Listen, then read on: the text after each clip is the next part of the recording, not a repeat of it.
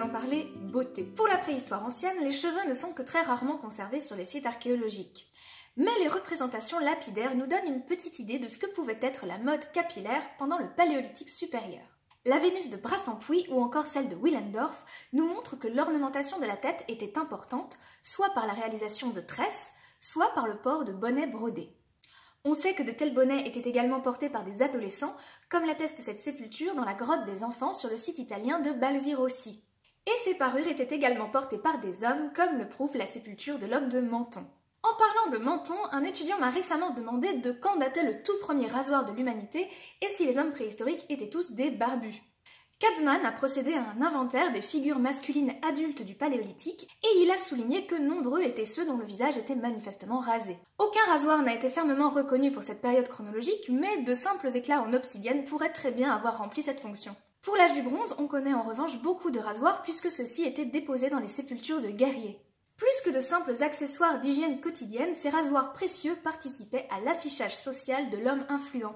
Vous vous rappelez peut-être que sur le site du Chêne, une jeune femme de l'âge du fer s'est fait remplacer son incisive centrale grâce à une prothèse dentaire.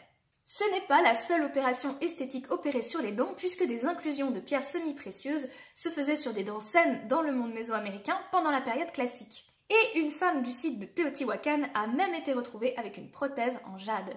Côté make-up, les preuves archéologiques directes sont évidemment rarissimes pour le Paléolithique. Cependant, pour le moustérien, on connaît l'utilisation de bâtons en ocre qui ont été manifestement appliqués sur la peau humaine. Néandertal ne peignait donc pas seulement sur les parois des cavernes, mais également sur sa propre peau. Bien sûr, plus on se rapproche de l'Antiquité, plus les preuves archéologiques sont nombreuses et précises. Ainsi, les phares de l'Égypte antique n'ont pratiquement plus de secret pour les archéologues. La thèse de Pauline Martinetto offre par exemple un panorama complet des composants chimiques entrant dans leur réalisation. Elle a mis en valeur des mélanges composés de plomb, de minéraux naturels ou synthétisés, qui étaient autant recherchés pour leur pigmentation que pour leur aspect thérapeutique sur les infections oculaires. Pour finir, sachez qu'il existe des marques de cosmétiques bio qui s'inspirent de recettes préhistoriques. C'est par exemple le créneau de la marque Cream of the Stone Age. Une idée de cadeau de Noël plutôt sympa pour offrir à un préhistorien.